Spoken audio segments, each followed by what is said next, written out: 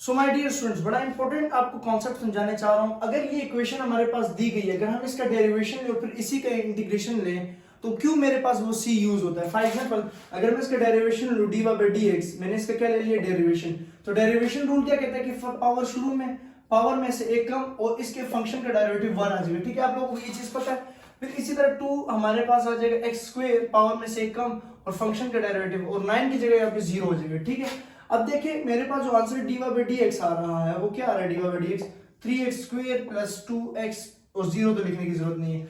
अब मैं ये आपसे पूछना चाह रहा हूँ कि कांस्टेंट तो यहाँ पे 0 हो गया। ठीक है, कांस्टेंट में यहाँ पे ये 9 यहाँ पे 0 हो गया, लेकिन क्या 9 खुद एक वैल्यू रखता है ना। अगर इंटीग्रेशन देखे तो इंटीग्रेशन इसके ऑपोजिट है, क्योंकि इंटीग्रेशन के बाद इसका जो आंसर है ना वो वापस क्वेश्चन बनना चाहिए। जैसे यहाँ पे 3x, तो मैं इसी की वैल्यू का इंटीग्रेशन ले लेता हूँ। ठीक है, मैं इसी के आंसर का क्या ले लेता हूँ इंटीग्रेशन, मतलब 3x स्क्वायर प्लस 2x।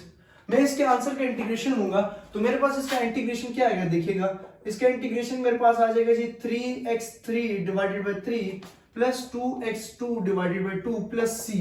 मैं ये c क्यों यूज कर रहा हूँ, ठीक है, यहाँ से 3 और 3 कट जाएगा, 2 2 कट जाएगा, तो मेरे पास यहाँ पे आ जाएगा x cube plus x square plus c।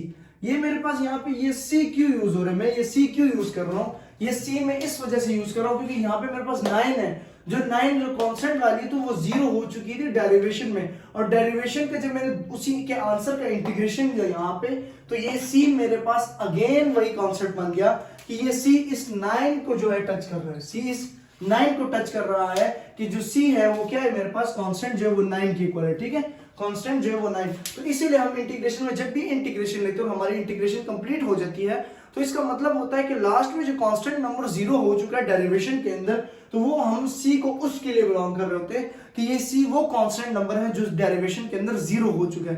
तो ये कॉन्सेप्ट समझना बड़ा इंपॉर्टेंट था। आई होप आप लोगों को समझ आ चुकी है।